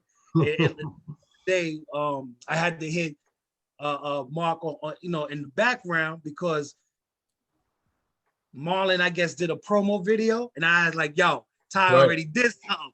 So I wonder how many times, because now competition is getting serious. You know what I'm saying? When he puts up beats, now everybody want these joints. You know what I'm saying? Like, yo, hold on, we claimed that. Oh no, but it's funny you say that. Because I hit Mark a few times, like, nah, Mark, I did that one already. Yeah. That one done. Now it's becoming a thing. You know what I'm saying? And yeah. So I wonder how many times in the background does Mark have to go through when he posts something, you know what I'm saying? And people already, you know, like how many people claim stuff? Like, hey, buddy, slow down back there. What are you doing? You know what I'm saying? So I'm curious to know, Mark, like how many times do you get hit with, you know, people claiming stuff? You know? Well, to alleviate that from happening, I try not to send I don't send those beats. Like if Hollywood Ty, if he hones into something, I usually stash that. Now the I know the track you're talking about, you know, the Easy For You joint. Oh, Easy For You. But I had no idea though. If I would have known. See, all right. I would have known. I would have never posted it because I understand from an artist's point of view, he rocking with it, bro. He about to make a baby to this beat. So goddamn, like he in an intimate relationship with this beat, and I know how hard that beat is. That beat is pure R&B soul, and when that bass line hit, so I can't wait to hear what Ty gonna do on it. I just need to know what to post. I posted it because it was a hard ass beat. Yeah, it's getting serious, man. It's like y'all, hold on. Yeah, man, definitely is. I mean, the video promo was so good. So I get what you were saying, Brian, because I looked at it again and Marlon did a great job with the video promo, and it looked like that was a new artist that claimed that track. So I got what that would have right. Oh, exactly. Okay. No. It's not claimed by anybody. The beat's always, you know, when you're ready to take it, it's yours. We had a couple. We cleared it up. No, I told him it's just for promotional use. Oh wow. So it was that. So I'm glad the promo is doing its job. Well, yeah.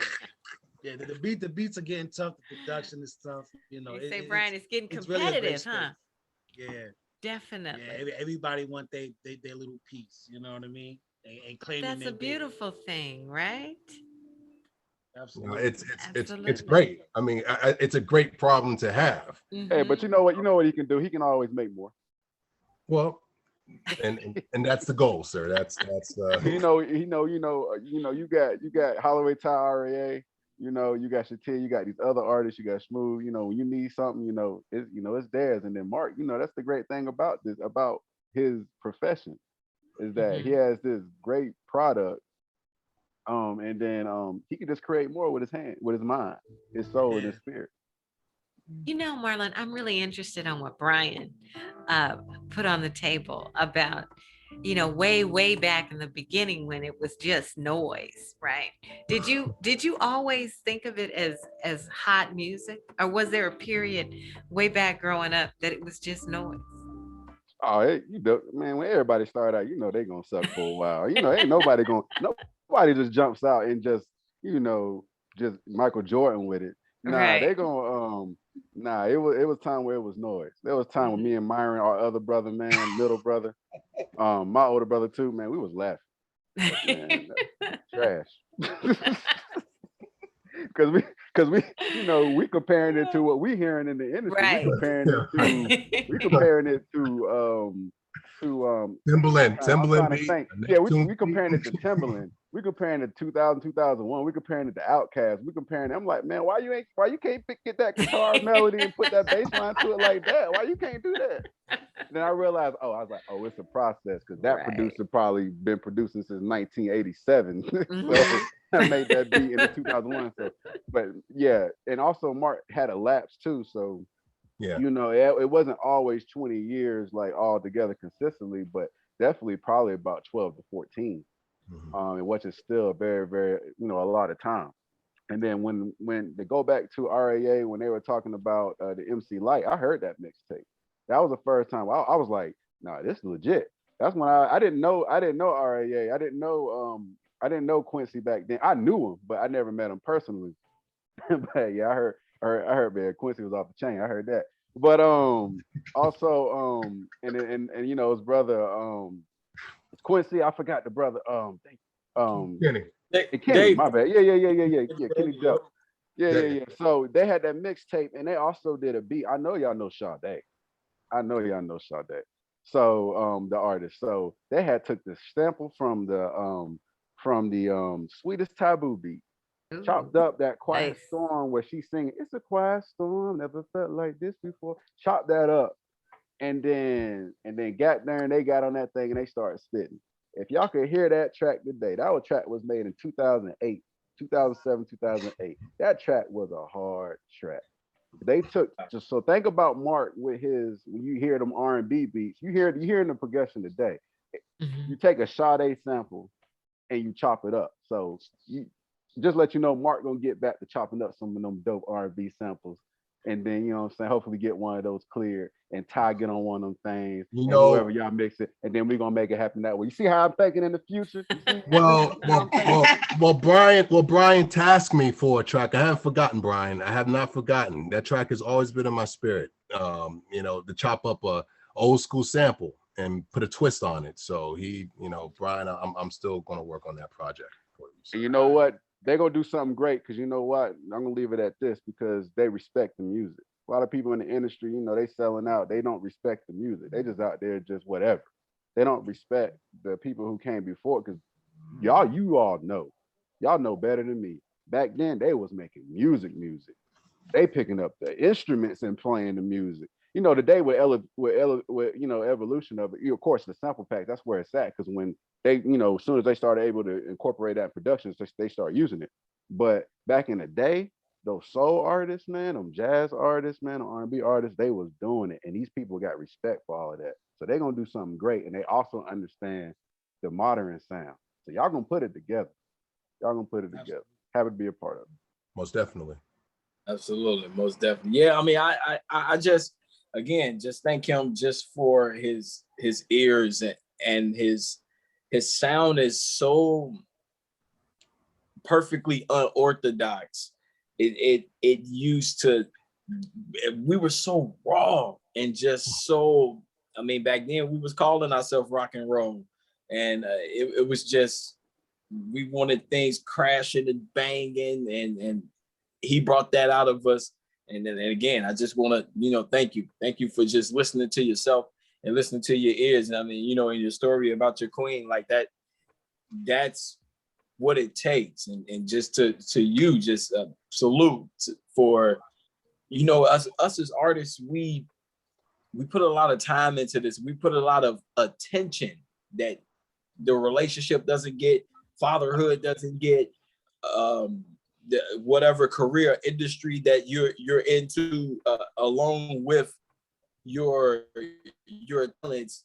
And it takes a lot for you to put that to the side and not be selfish, and let him hone his craft, and let him have that space to create. There are not a lot of women that I've been around or dealt with that would release their king for that task and not let it cause additional problems, or to where he never wants to pick it up again. I mean, I remember a story just quickly, like being out, and I mean, I do a lot of things on the artist side, and I manage my own line. And one of my jackets that I had painted, some guy came up with a quick story, and he was like, yeah, I remember I used to do that when I was 15 years old, and my mother, she yelled at me and she cussed me out and told me it was stupid, and I never did it again. You know what I mean? Like, and he was just like, man, I wish I would have still did it. And a lot of times relationships, life gets us to the point to where we make decisions where we squash and we crush our own dreams, and we say no to ourselves. So thank you for that. Thank you for being there for him and being that support system for him. That's important. Amen. Absolutely. That's great. You know, it brings up a question of curiosity for me. You guys are incredibly talented, all of you. And there are going to be individuals that look back and they say that you were their level of inspiration. When you think about looking back, who were your artists that inspired you, and how did they influence the impact that you're currently making in the industry? Well, in terms of artists, well, I would say producers, since, you know, I'm a producer. Timbaland and Pharrell and Chad Hugo from the Neptunes. I mean, just hearing their sound, and when you talk about evolution, like I could hear a Neptune when Neptunes did that song with Blackstreet, Tonight's the Night, and then they also did a couple songs on SWV. Use your heart and not your eyes. Then you hear Super Thug, and then you hear the new beat they did with SZA, Hit Different. I mean, you're hearing this evolution. I'm like, this is incredible. Like Neptune's definitely big time inspiration. Timbaland, when you heard the Timbaland beat, you knew it was the Timbaland beat. It was obscure. When that thing came on, you were like, that's a Timbo beat. It's like, it was so organic. Yes. It was different. It was so different at the time when those beats came, when the music was out. It was a cut from the norm. I remember hearing my first Timbaland beat, which was One in a Million from Aaliyah. God rest her soul. Oh, yes. And when I heard how that beat was dropping, oh my goodness, yes. I'm like, what? Who does that? Blew my mind. And I mean, I got to say that's big inspiration right there. Also, growing up, gospel music was a big inspiration. And not just to say this because he's my bishop, but Bishop Hezekiah Walker was a huge inspiration. I mean, at the time, the church we went to were always singing songs, always. And I'm like, wow. And never would I think that he would actually be my bishop now. But definitely gospel music, praise and worship music, like Ron Canoli, like it's like lots of different type of gospel music, man. That was definitely a big impact. That's my mother playing gospel music in the house. Right. So also R&B, and I can't leave out smooth jazz. It is something about smooth jazz that just takes me to a whole nother level. When we're in the car, me and my wife and my family are driving, we can play smooth jazz. We all can agree that, even the kids, smooth jazz. Even when I even use smooth jazz to put my kids to sleep. And my oldest son, Marco, asked, Dad, can I have smooth jazz, please? Can I have it so I can go to sleep? So, you know, so sorry. I mean, yeah, but yeah, long story short, yeah, I mean, my inspirations, you know, gospel, jazz, Those are some great inspirations. What about everyone else? I'm with Siobhan. I love, you know, I was born in '88, so it's kind of like I was hearing it from when I was like, I probably start remembering music when I was about 4 or 5, when you really start hearing it. So I really do love, you know, like go back with the producers, Jimmy Jam, Terry Lewis. You know, like best producer and combo of all time. So then with the New Jack Swing, and you got Teddy Riley and all them, you know. So I just love that R&B feel. So, you know, I don't produce records, but I do, you know, I do write songs. I do also rap as well. But you know, just the way that they structured their songs, you know, it was so straight to the point. It was simple and complex at the same time.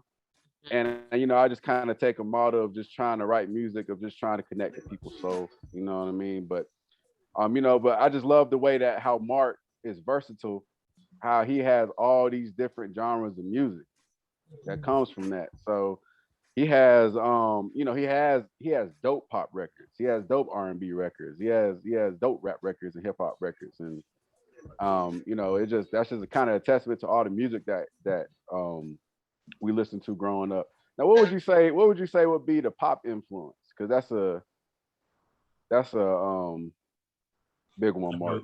Newly charted territory. Well, I mean, it's interesting, man. That just evolved out of my love for R&B and my love for 70s disco. I mean, you know, it's just the drum patterns from 70s disco. And I just started to I just started to what I want to do, experiment with different sounds. And I just put different sounds with some disco drums, and I just started making some pop. And when you told me about, you know, you actually put me on Dua Lipa. And then when I heard her, I was like, yo, that's the stuff I'm doing. And I'm like, and then when I started listening to her stuff, and she's probably like a newer influence for me, like in terms of my pop direction, you know. And so that's kind of how that evolved, you know. But I like 80s. I grew up 80s baby, so I love 80s pop. I love 80s, and those 80s synth sounds. You hear those sounds now. So they never went away. They never went away. They never went away. So I always, you know, I grew up on 80s music, so I always loved that, you know. I always loved that 80s pop sound. So yeah. Arye, what about you? What's your inspirational artist? Back to my father. He really was the person that inspired me to really tap into that vein. My brother David, he also was a person that activated my true love for the artistry part of it. The hip hop came. I mean, Mark actually mentioned it. The One in a Million. That was actually the song that made me fall in love with hip hop. And it's kind of hard to explain. You know, like when I first, you know, heard it, like because I was into different genres of music. I mean, I loved when I would watch Scarface the movie, I would be more in tune of the music, you know, than the actual movie a lot of times. And yeah, One in a Million pretty much did it. And again, I got to bring it back to, you know, Polo for that just ultimate inspiration. Yeah, he is a person that has always made me just either put the pen, you know, to that pad or step in front of that mic and just go. So I honestly got to give it to him. Right. Brian, kind of quiet right now. What's your inspiration? You're on mute. On mute. I'm starting now. I'm gonna let Todd take that question. I'm gonna let Todd because He's always been. We've been together a long time, so I'm gonna let him take that question. I'm gonna let him take that. Yeah. Me, I feel like I got a very unique music experience music inspiration because, of course, I was raised by my dad. Him being a single parent, I'm listening to his music. So, like you said, you got the new Jack Swing, you got the Boyz II Men, the BBD, Jamie Foxx, R. Kelly, all types of stuff. Then I'm spending a lot of time with my aunt and uncle from down south, from North Carolina. I'm spending summers with them. I'm with them a lot of time during the school year. So they listen to Luther Vandross, Teddy P, Temptation, Delphonics, Harold Melvin and the Blue Notes, Smokey Robinson, stuff like that. But then I got my music, which is you get Usher. I like Tevin Campbell. You get Music Soul Child. So you get all these different artists, and then listening to Polo's music. All these different. One thing that all these artists have in common: all their music has soul. All their music has feeling. And then when you get Polo's beats, it's like all his beats embodies everything those artists had. So getting his work just makes it easy. And it's also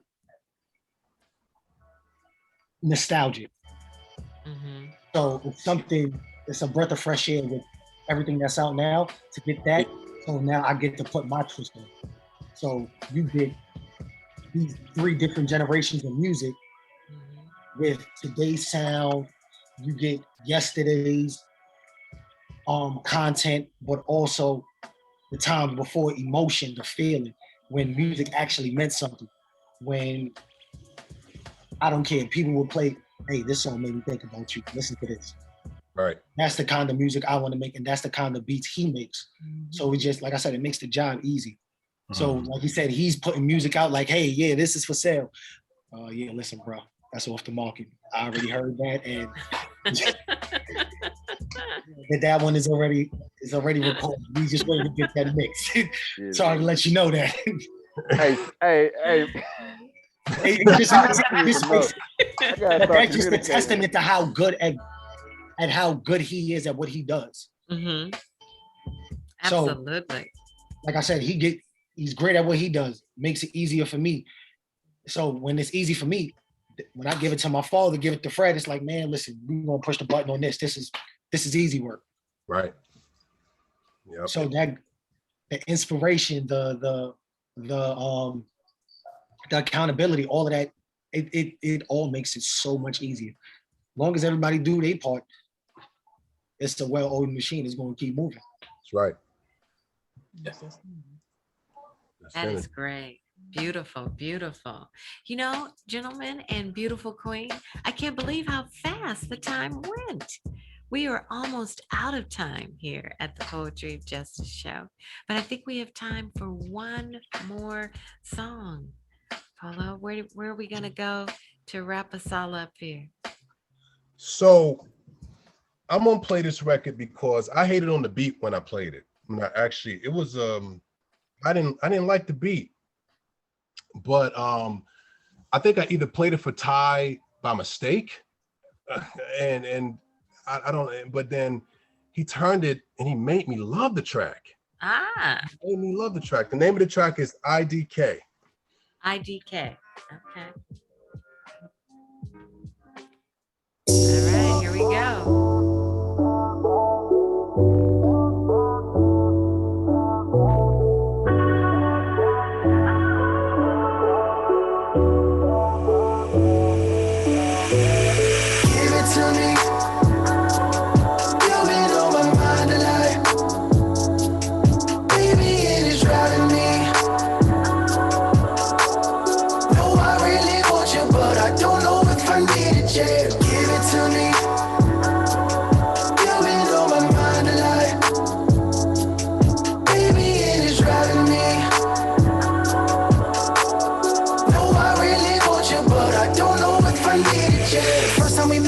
Mama, she flex, that little baby, she curved me. Tried it again, hit it again. Shooting my shot, baby, Kobe. Reply back to all that emoji. Start telling me how she been on me. Her friend just been blacking like goalies. She tryna cuff me up like police. Mommy, you bad, loving your swag. Got all these little bitches mad. Dior, the drip, Chanel, the switch. Got it down to her bag. Your body is working, baby, don't hurt. I'm seeing it on IG, look better in person. Your body is working, baby, don't hurt. I'm seeing it on IG, look better in person. Give it to me, baby. You've been on my mind a lot lately. Baby, and it's driving me crazy. No, I really want you, but I don't know if I need it yet. Give it to me, baby. You've been on my mind a lot lately. Baby, and it's driving me crazy. No, I really want you, but I don't know if I need it yet. Anything you want, said, baby, I got it. Riding the D to the bitch, she in pocket. Guessing and screaming out, baby, don't stop it. What I'm doing, a little nigga can't stop it. I already told you, I'm just trying to show you. I can be the one that take your body over. Everything you talking made me pull on over. That we make it to the better, even so far feeling like Drake. Baby, controller, tearing that thing up, so see you're sober. Listen up, babe, I'm glad that I chose you. I'm a different breed now, baby, I told you. Feeling like Drake, baby, controller, tearing that thing up, so see you're sober. Listen up, babe, glad that I chose you. I'm a different breed now, baby, I told you. Give it to me, baby. You've been on my mind a lot lately. Baby, and it's driving me crazy. No, I really want you, but I don't know if I need it yet. Give it to me, baby. You've been on my mind a lot lately. Baby, and it's driving me crazy. Hey, So, yeah, that's I'm like, I need more. I need more. That is super hot. Absolutely. Thank you. Tell me, why didn't you like that beat? So, you know, you go through those. Look at Marlon. He's like, I don't know. So, you know what? Sometimes less is more. So, when I made that track, I thought more needed to be added to it. And I'm like, I don't know what to do with it. You know, let me just let it sit right there. And then when I played it for Ty was like, I need that. And what it was missing was Ty. That was the missing element. That's what it needed. And it just brought the track to life. Like when he picked it, I'm like, really, that one? You know, I think sometimes we overthink the process as producers.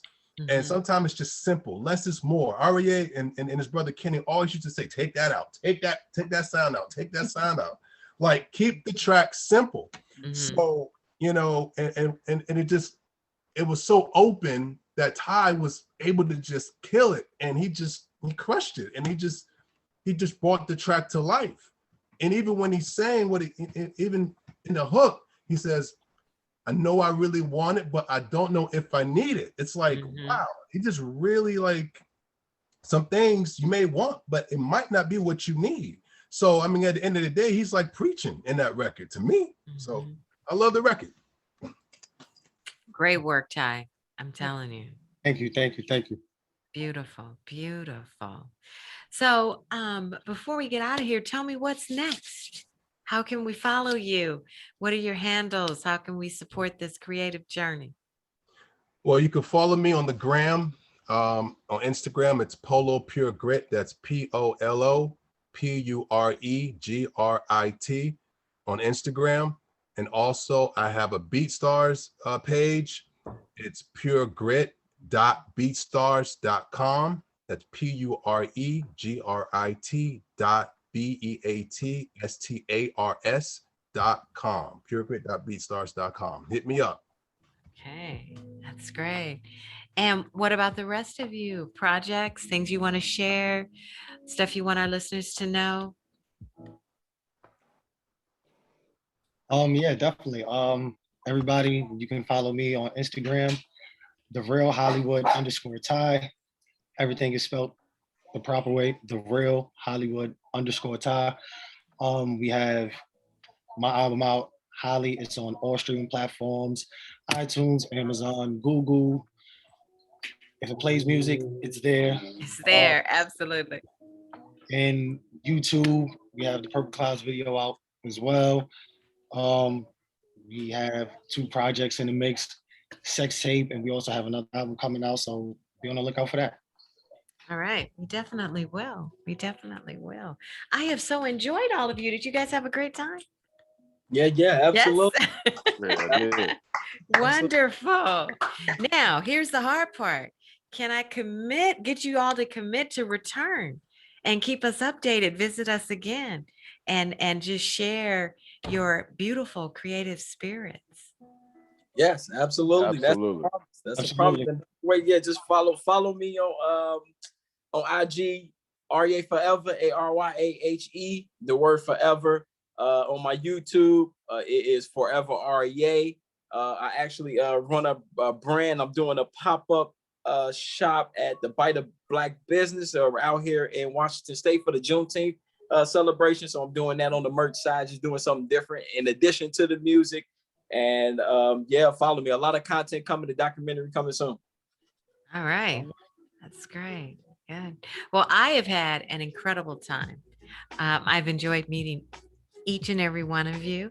And we've got to get you to come back, Queen. You going to be there with us? Yes. Of course. Yes. Definitely. Okay. Absolutely. Well, you all be blessed. Thank you so much for joining us. And I'll be knocking on your door. We can't wait for you to come back. You know, this is your home, Marco Polo. We love you much here, supporting everything you do. So definitely keep us updated. And until we meet again, take care, guys. Thank you so much. Right. All artists, make sure you tap in with Marco Polo, Pure Grit, whatever music you do, tap in with this man. He's working. Yes, absolutely. I second that. All right. Good night, guys. Good night. Bye. Thank you. All right, Joe. We gonna hear that? Yeah. I came from the gutter, a dirty motherfucker. Got a